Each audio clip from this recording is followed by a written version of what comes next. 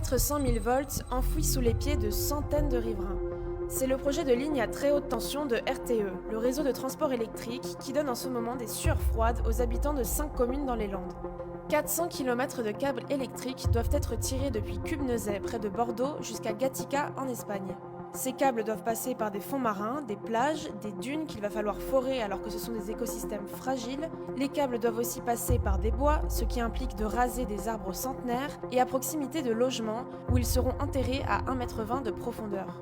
Face aux nombreux risques qu'ils présentent pour l'environnement, le Conseil national de protection de la nature a rendu un avis défavorable au projet. Malgré ça, les travaux pourraient démarrer d'ici quelques jours.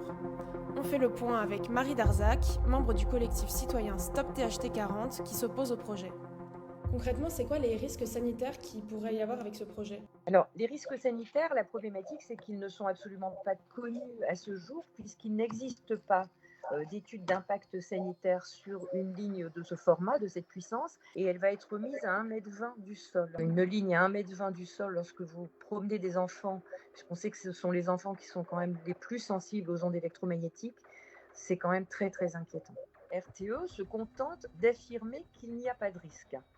Mais nous, on n'a pas envie de devenir les cobayes de RTE et qu'on puisse dire dans 10 ans ou dans 20 ans, oui, effectivement, il y a un souci. Il y a une enquête publique avant d'initier le projet. Est-ce que vous avez l'impression d'avoir été écouté par RTE ? Il y a eu quasiment plus de 90% des personnes qui se sont exprimées, qui s'opposent complètement à ce projet en l'état et qui n'ont absolument pas été entendues. On a vécu ça comme une violence institutionnelle. On y a cru, mais on a vite déchanté.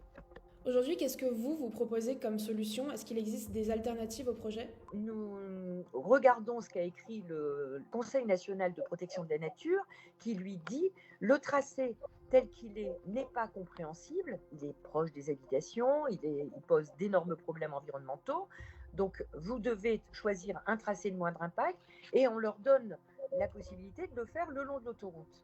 C'est ce que dit le Conseil national de protection de la nature. On ne s'oppose pas au projet, on n'a pas les moyens de s'opposer au projet, on demande simplement qu'il soit fait dans des conditions cohérentes et que, puisqu'il existe une autre solution, que cette solution-là soit adoptée.